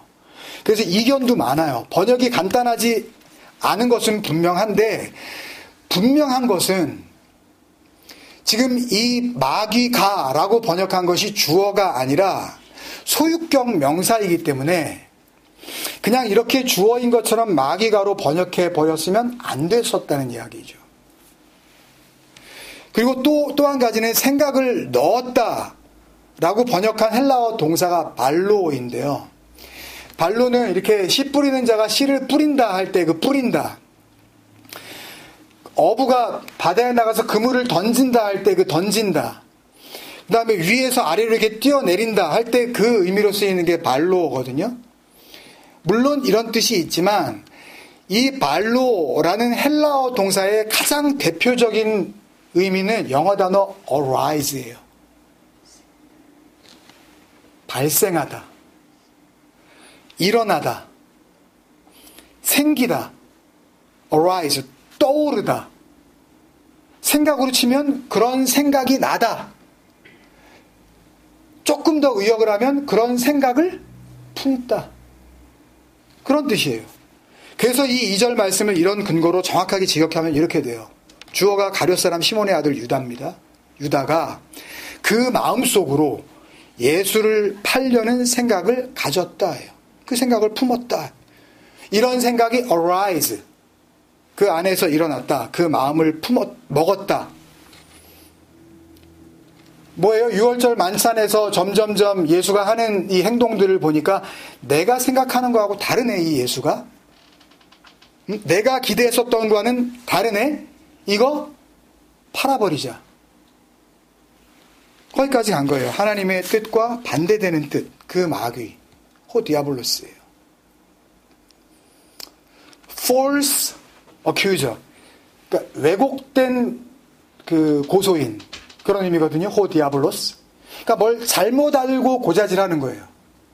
그에 비해서 그 27절에 나오는 그 사타나스는 좀 더 분명해요. The accuser예요.